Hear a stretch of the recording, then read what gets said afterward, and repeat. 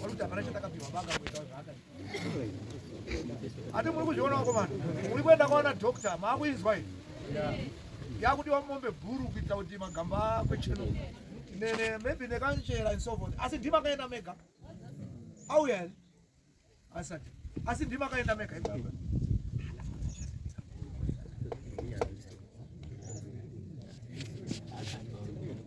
Reki. Imbofuna uvile. Mbofuna kuti. Ndapofuna na John baya. Uyafuna pane dzimwe dzatumiwa dzineti wani. Saka kana muri kudaro rekachamunzwa iye ari kuenda. Oh, uyandi kupedza imwe zacho. Kana asingawipa watende ukatambisa. Saka vanhu vari kuda mari yavo. Ende vari kuda kuna akasundiswa netokozi. Kuti ndiye akatora mushonga kuti murume wake Korentekeza awe. Marino tuya kubhaturu. Kuna tokozi. Anobva anyora kuti akauya kotora mushonga wakati wekuti murume wake nhingi kana uyu wegold zvirimo kuti akauya kuita gold. Zvese zvirimo hapana chimwe nechimwe. Anonyora kuita kunge tsamba. Panoenda munhu anenge arupoponora tsamba yacho yese. So akatipa about 20 wekuno kune kuseni. Inini kuenda uko ndakaita bwana sekuru kwaka kuri kuti mwana wanga achiri kubvatsira. Saka ndini ndakati kuti mwana akaenda ega pamwe achasvika atochinja. Achizotora zviro zvokukadza achi murume wake. Saka apa nyaya mainzwa kai.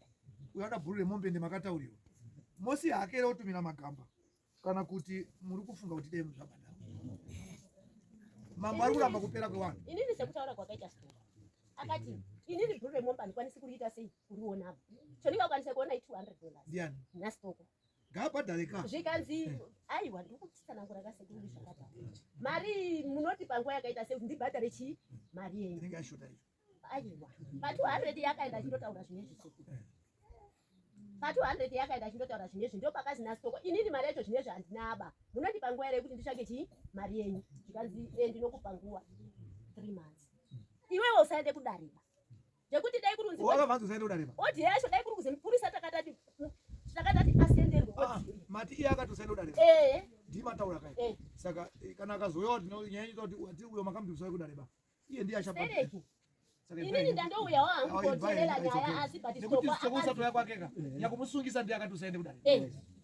Nekuti mamuripo kai. Inini ndakanga ndiripo zvekuti mupurisa wacho odi yacho dai akazosenderwa akatoti ndini story ndini sekuru story ndiri kutaura stokozire nyamakanga musandisane naye bana kurumba asi nyaya iripo ngekuti magamba akaenda kwanyamakanga ari kuda kukumurwa nebhuru remombe kana kuti ne200 taura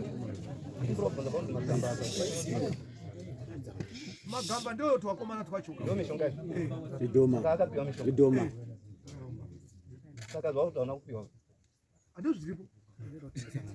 Aiwa apa bora ini sisa tinga seri tichipikisana ba iye saskoro wacha alikuya inindi ngekuti dai kuri zimbabwe ina andina mosha be mosha ndine yakafanana kana nini bora ini zvomaiti ndiberekedzeri mai kana ari akadaro kati vapedza kuti musauye baba inini chamcha chamcha pamusoro chipiri ndikutaura dai zviro ndikubatsira kana ari akadaro story achimutaurira kuti iwewe usauye yeti ari iye akanga amusungisa inini ndichamtsvaka nekuti kuti tiuye kakanyora mazita ekuti tisungwa kana zvinezvi soko chaunyasotaura kuti mai kuzoti ndishinge kuramba murume wangu story ndiye angati nini ndida kuraiwa ndibaba waraini mukadzi wacho wewe story ada kuraiwa iye mukadzi wake uyu kuti uyazouye mukadzi achishinga kuti murume achadiba story ndiye akamti ukadzokera kana usina kuraiba mukadzi uyu iwe ukadzokerana nemurume uyu uri kufa pane zvaanenge aita kaka zvinoita kuti connection Uye story mai.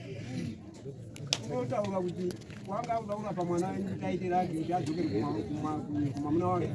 Number 2 story wacho unouraya kuti zvese zviri zvingati zviri 2 unoita zvese.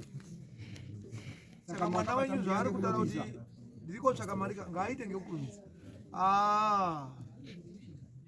Ngaaite ngekukurumidza. wakabvumirana pa 3 months. Dai kuri kunzi sekuru wacho achisvika ndiri pana pa muchitaura nyaya nyingi. Pane umwe ere nyangavana. Ndakaenda mbuku.